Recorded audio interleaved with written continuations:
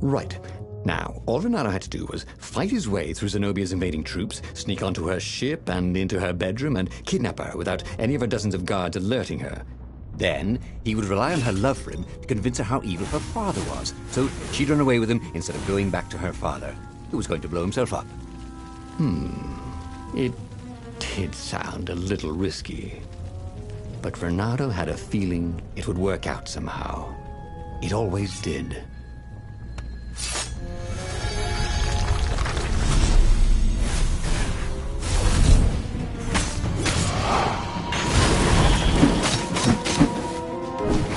Get over here!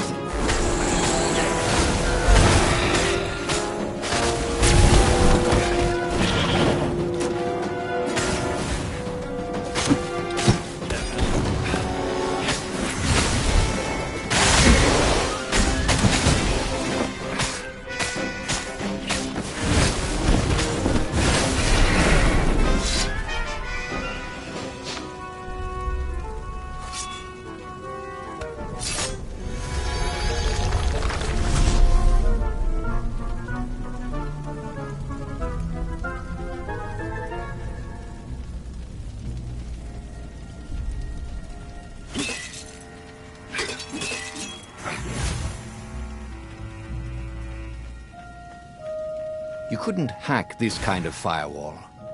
You had to warm it up to you.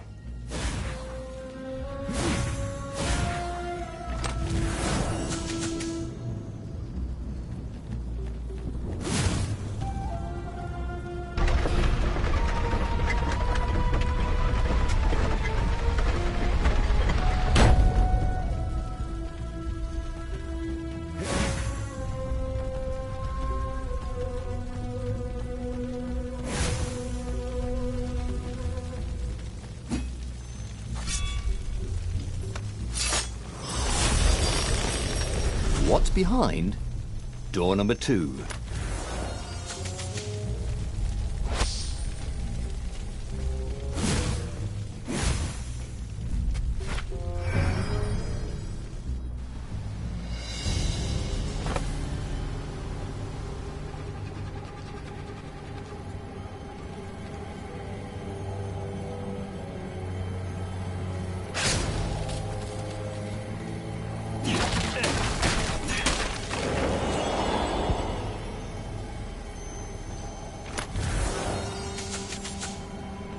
This stone was incredibly valuable. Bernardo could sense it. Also, it still had its price tag.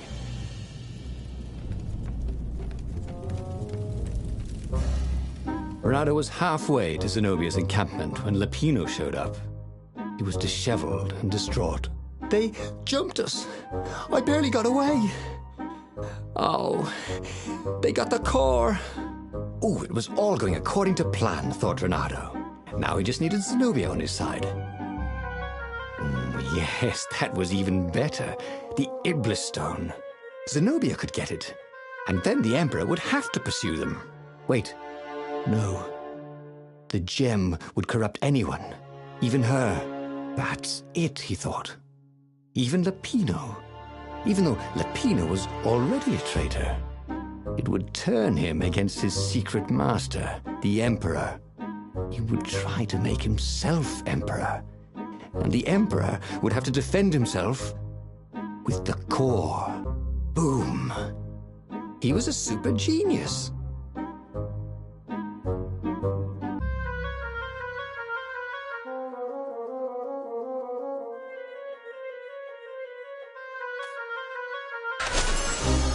This is terrible, Bernardo told the rabbit. If only I had gone for the Iblis stone.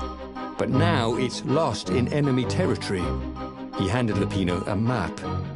It gives the bearer so much power. We can only hope the Emperor never finds it. What was that? Said Lupino. I think someone's following us. I didn't hear anything. Rabbit ears. You go on ahead. I'll check it out. And with that, Lupino hopped off with the map.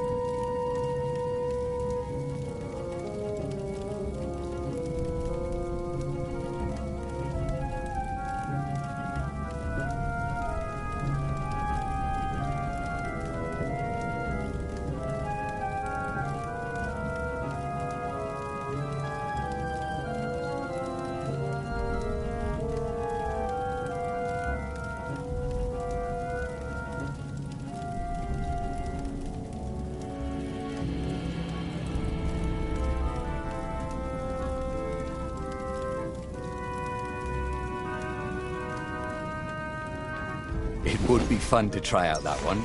And here was a handy workbench.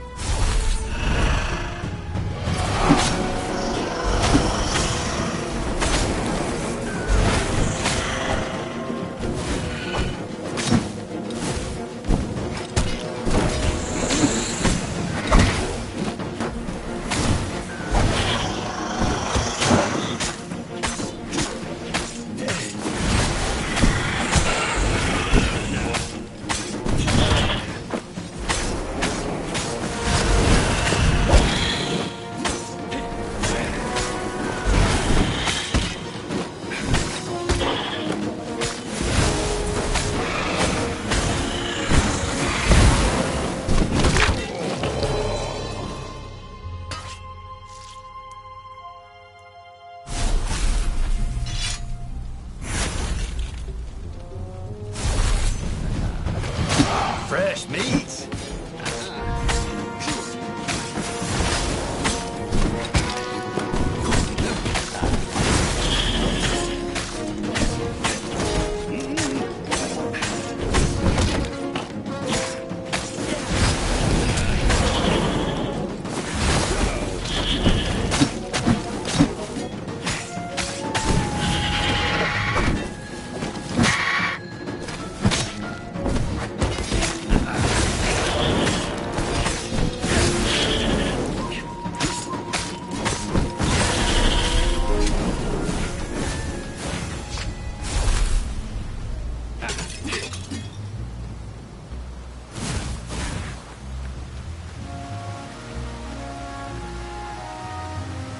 Reynardo slinked through Zenobia's ship, making no sound at all. She was curled up on her bed. He'd forgotten how beautiful she was, how sleek, how soft. He tapped her on the shoulder with his sword. She was made of smoke, and he noticed he had a very solid blade to his throat. "Did you really think you could capture me?" Purred a familiar voice. "I just wanted to chat," said Reynardo. "Did you ever wonder why the Emperor adopted you? He needs a sacrifice, someone who truly loves him, to make a bargain with the lost gods."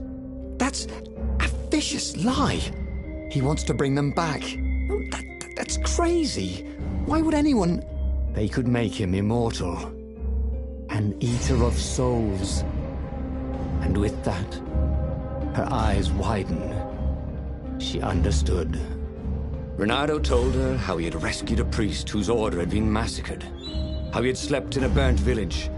At midnight, the Emperor's victims had come to him in his dreams to tell him of the hideous eldritch rituals they'd been sacrificed in.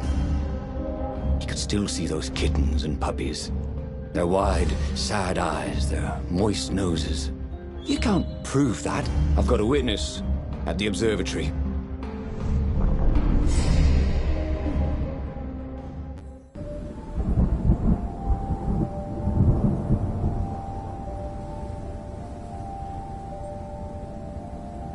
He couldn't tell her, not yet, why he was really here. He didn't want her to be anywhere near the fleet when her father blew himself and Lupino up. So he told her about how the Emperor's obscene rituals had raised ancient artifacts out of the land. How he'd followed the appalling trail of the hideous horrors His Majesty had perpetrated for the sake of his own immortality. "Any of this ring a bell?" he said. "He told me it was all lies." "You've always known when I was lying." "I always hated that about you," said Reynardo.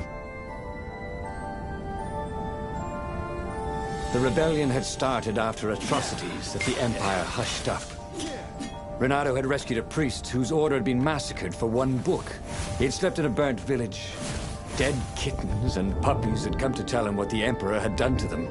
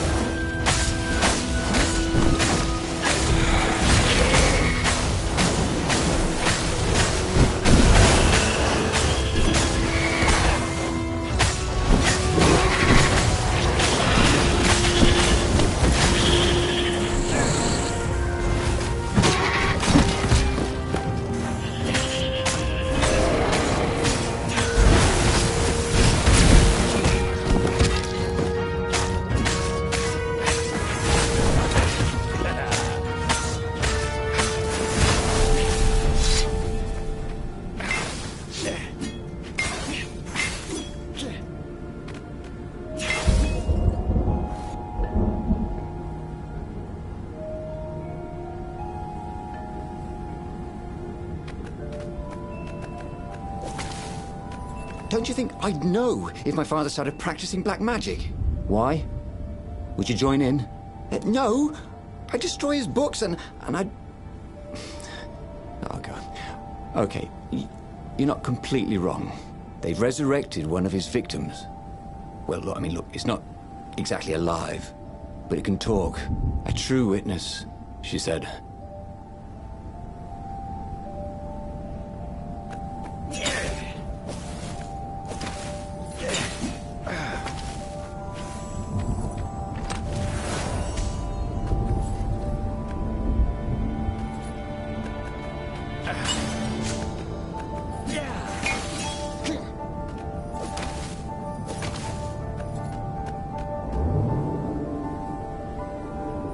Don't look down, he told himself. Don't look down.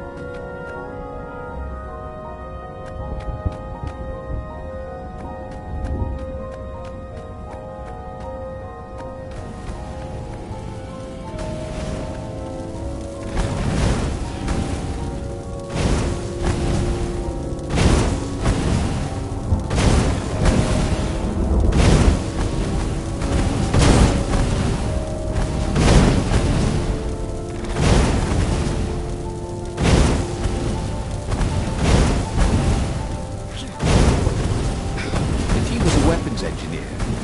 Renato would make the cannonballs go much faster. And fire randomly, obviously.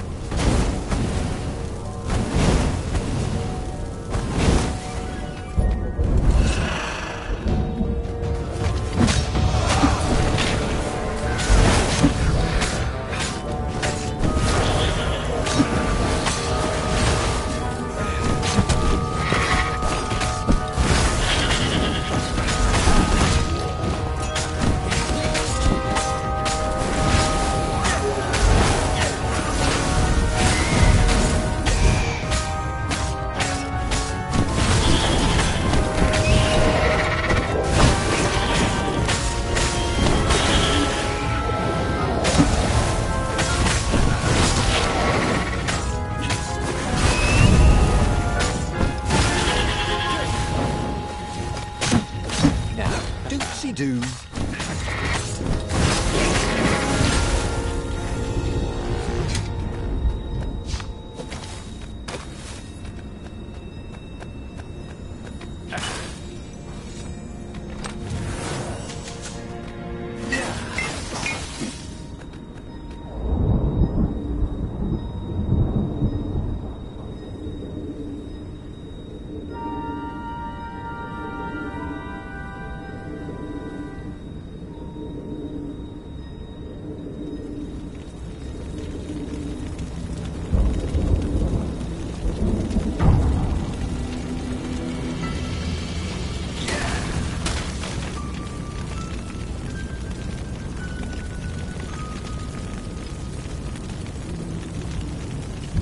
The observatory was a burning hulk. Dead scientists and black feathers everywhere. The Ravens had taken special care to burn the reanimated witness to cinders. Zenobia stared at the carnage. He didn't want me to hear the witness, did he? I guess not. What's your plan? She asked. So, Renato explained his brilliant gambit. Sending Lapino to get the Iblis Stone, become super powerful and corrupted, provoke the Emperor into using the core against him, thus blowing up both of them, and hopefully the fleet too. Let me visit your council, she said, shaken. I want to help. Could he really trust her?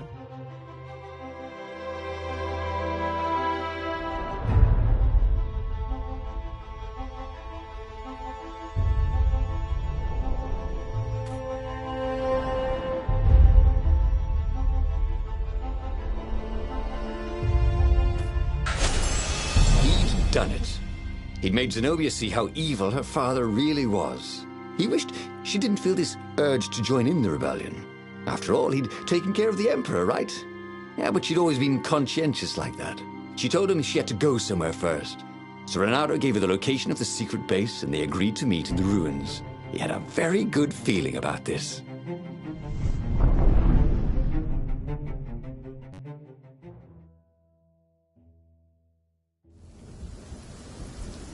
What had Zenobia gone off to do? What was more important than meeting the rebel council? Had he made a mistake, sending her to the ruins? No. He knew they could trust each other. He could trust her because she never broke her word. And she could trust him because she could see right through him. Well, she'd probably be there well before him. She at least didn't have to fight her way through rainstorms of ravens.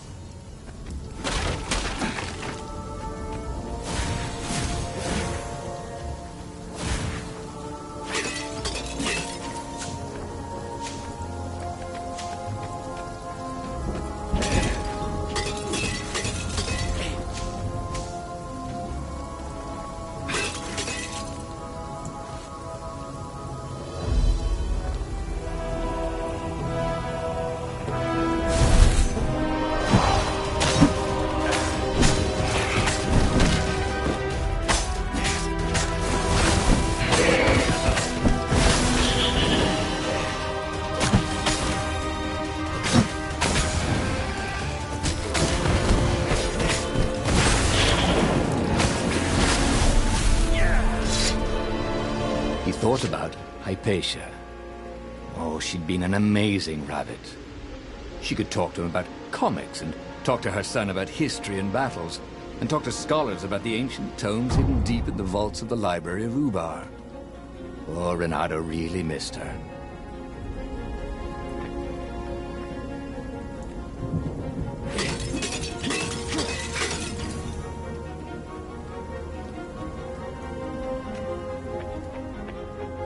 Hey, what do ravens say when they die?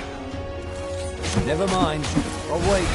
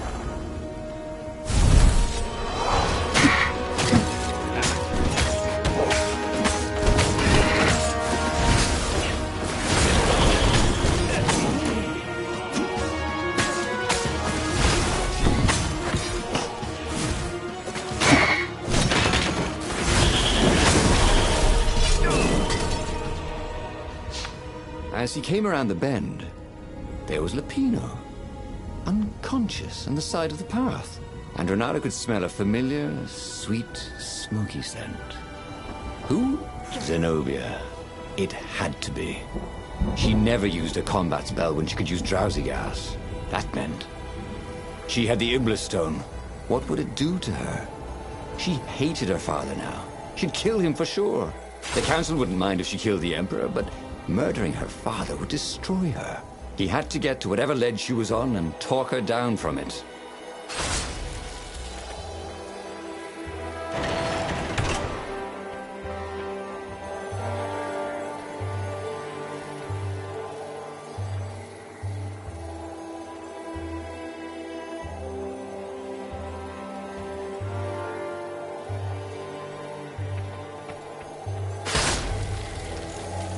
"Say goodnight, Gracie," said Renato, wondering who Gracie was.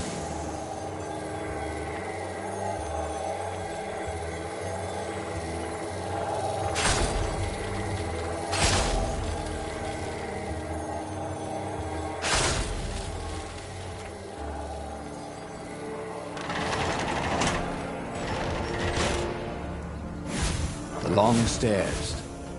So he was close to the rebel base. He was on fire. So far, so good.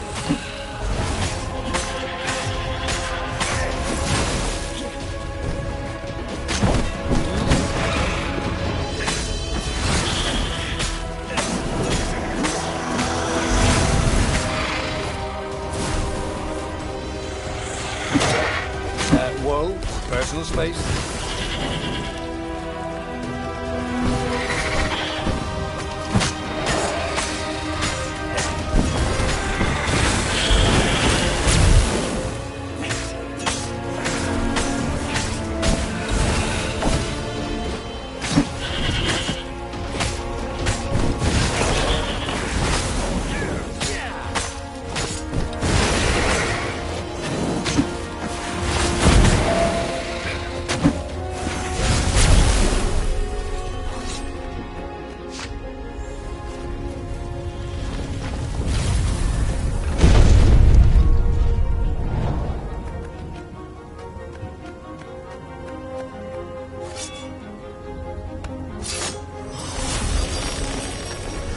Ah, the road less traveled, thought Renato.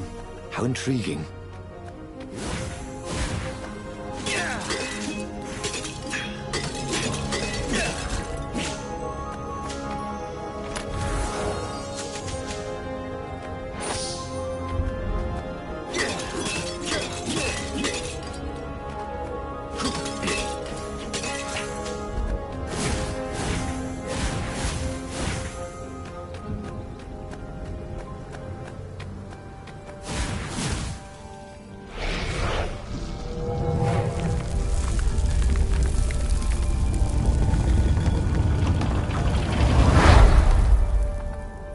everyone in the council chamber was dead, Zenobia stood shivering in the courtyard, drenched in blood.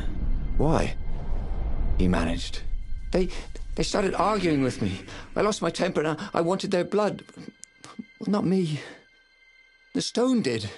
Why did you take it from Lupino? I had a plan. You had a stupid plan, she said. I'm going to go kill my father now. No, you can't. You'll just take his place. You'll become worse than him.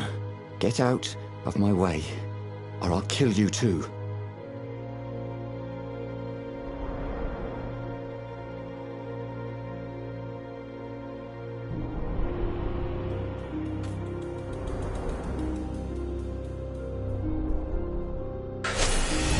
You won't kill me, he said. And I won't let you kill the Emperor.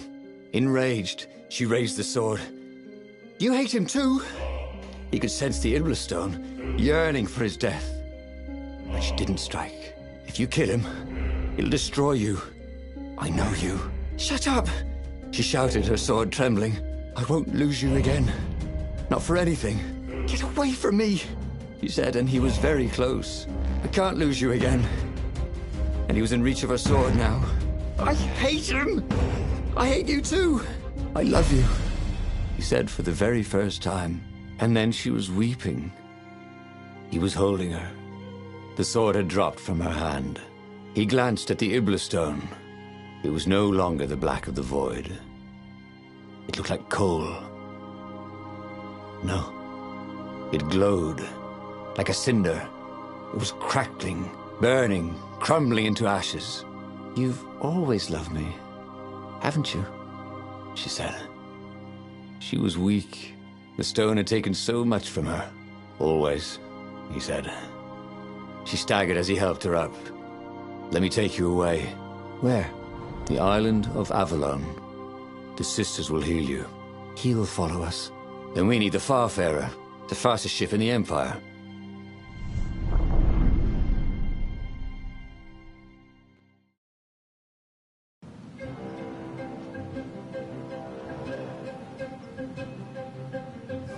The Empire had seized his ship. They'd have to take it back.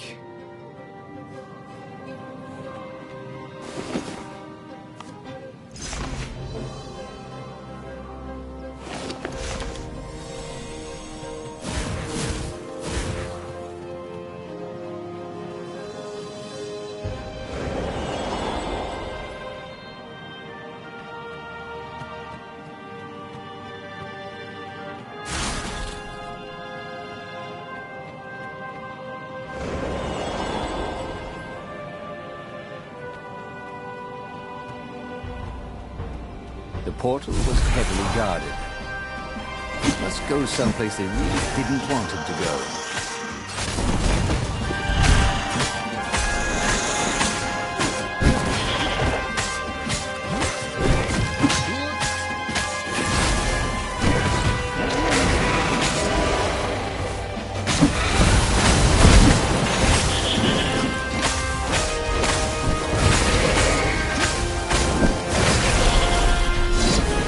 Zenobia was in no shape to fight. But he'd never fought so well. He wasn't fighting for money or loot or a cause. He was fighting for her. For them. His sword danced, his feet flew, and the ravens recoiled from his ferocity.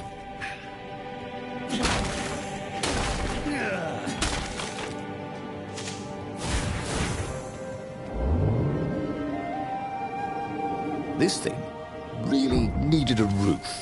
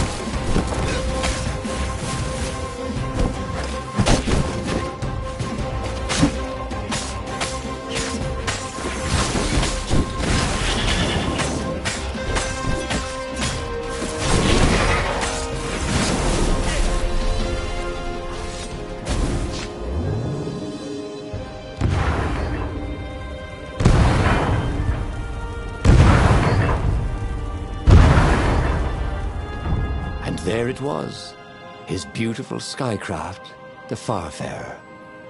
Though it fare very far indeed, beyond the Empire, beyond the reach of the Empire, to the mystical island of Avalon. He didn't know exactly where it was, but he knew he could find it. And they would find peace there. Second star on the right, and straight on till morning, laughed Zenobia. And they laughed together for the first time in a long time.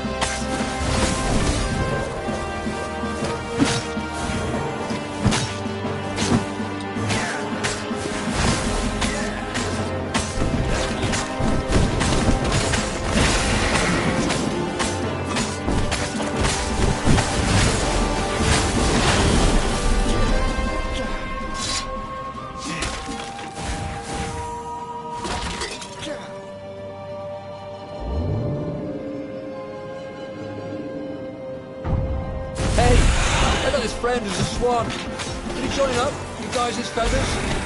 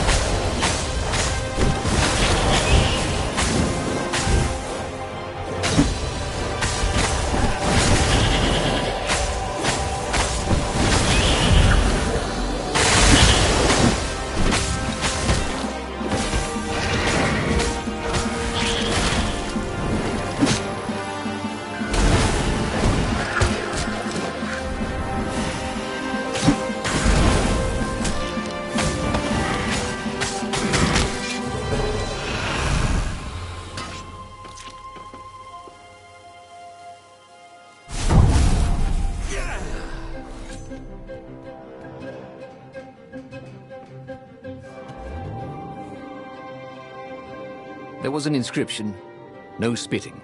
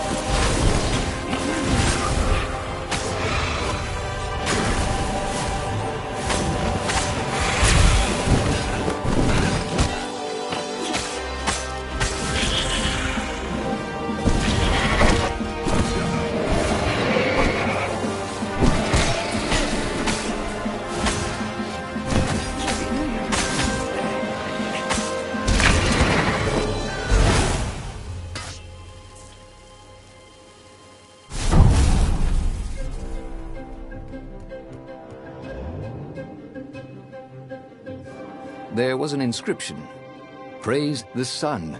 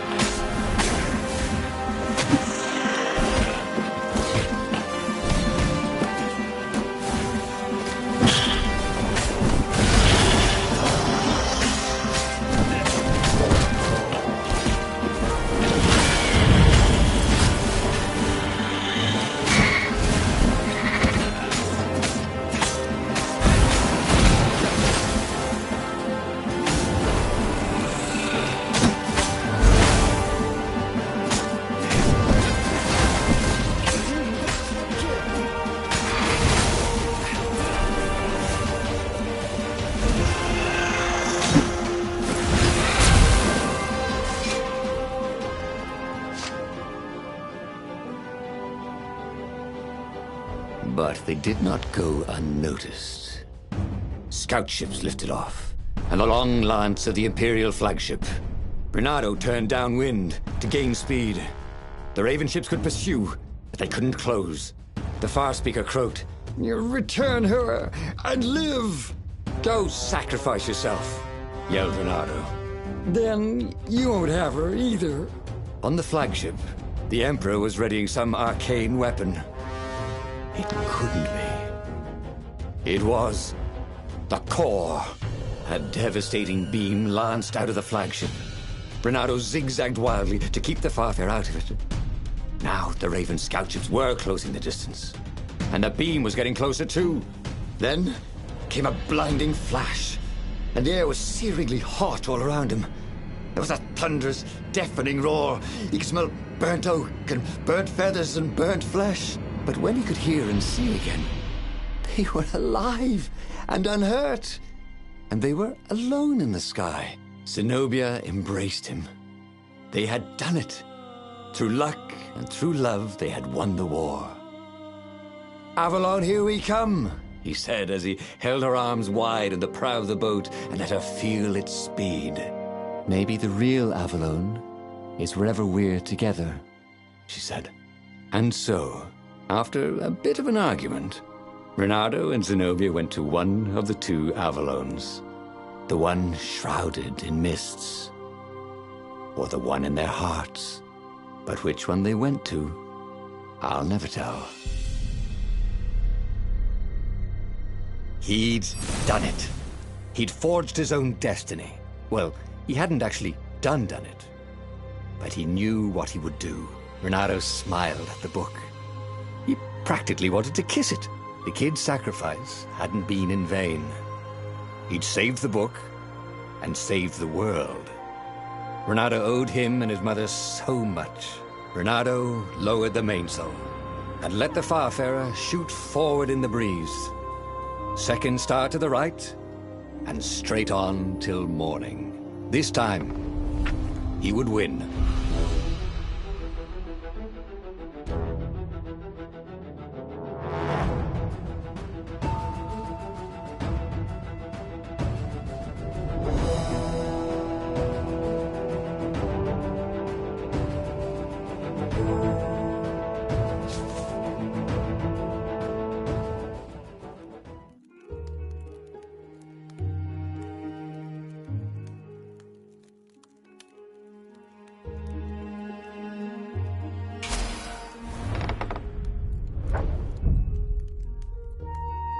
The clouds parted over the Isles of Boreas. It was time to choose. The rebellion was in trouble. Ravens were scouting for the secret rebel base. They needed a game changer. Pieces of the Sky Ripper had surfaced. Bernardo knew that using it could go catastrophically wrong, but he was sure he could figure out how to use it safely. Also, a temple had risen out of empty desert. The Iblis stone was hidden there. It was a danger. It could corrupt its user into a bloodthirsty monster.